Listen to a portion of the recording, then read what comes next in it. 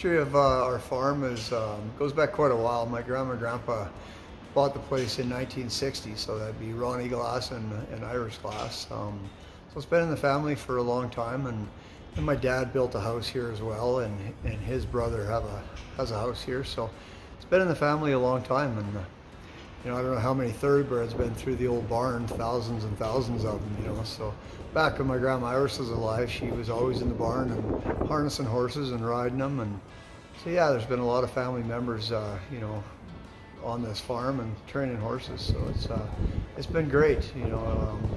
It's the best time of the year is training new horses and the old boys and stuff. So what's at this point, they're starting to get feeling pretty good and about ready to go. So but no, it's great to be home on the farm and training horses. It's from 1912 is when that barn was built, and Grandma and Grandpa bought the place in 1960, so it's been here a long time.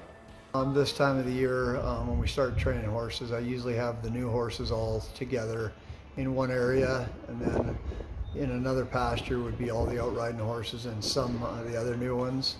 And then in another section, I keep all the wagon horses that have been in races before or that drive, know what they're doing. So kind of keep them in three different groups, but they can always get over the fence to each other.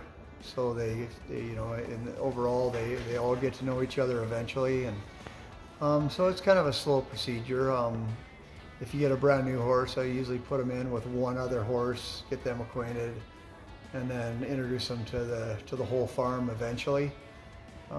Try to do that slowly before you do a whole lot of hands-on, just to get them comfortable and mellowed out a little bit, and get used to the whole surroundings of the place and stuff. And then from there we start training. So it's kind of a little bit of both. You want them to get very comfortable with the farm, and it's also the convenience of moving horses around and training them. And some we ride, some we drive.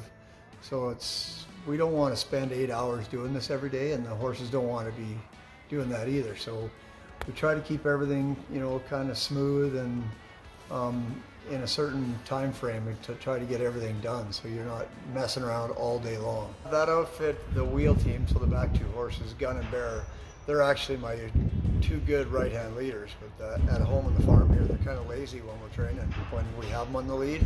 So that's why they're on the wheel at home. So once they get to Grand Prairie, we'll probably, if I need them, they'll go back up front.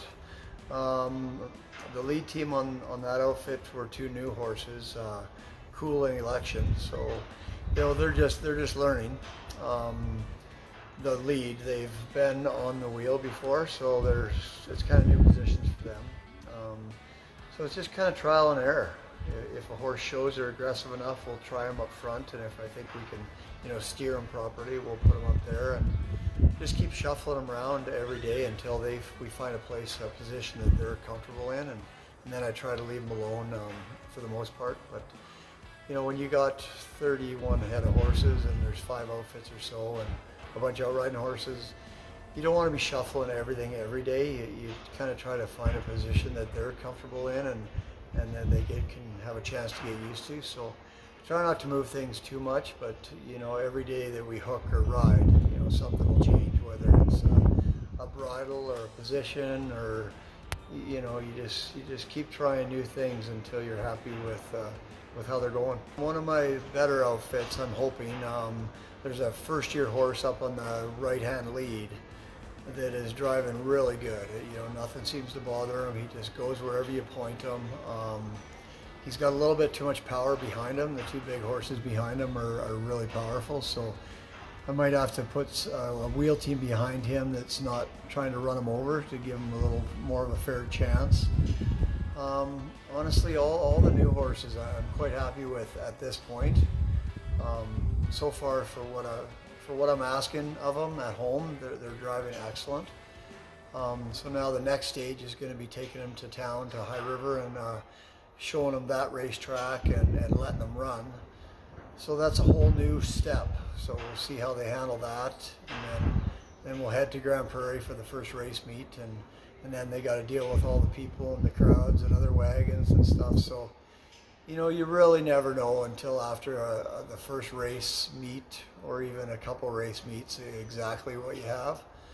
So it's a slow procedure and step by step. But right now I'm quite happy with where we're at. Every outfit's a little bit different. Some are stronger than others, and while we're training at home, we like to go quite slow, so they're all pulling equally. So you got the lines in your hands, and you can feel each bit. So the lines are pretty much an extension of your arms. So you can only squeeze and pull for so long. And I don't want to fight with them, it's kind of a give and take. So you do get tired, and like I say, every horse is different, every outfit is different, and sometimes you need a break and you got to hand the lines over to someone else. And, I try to drive as much as possible myself. I need the strength conditioning, and it's I haven't raced for a couple of years, so I need to practice. I got that new horse 2 weeks ago.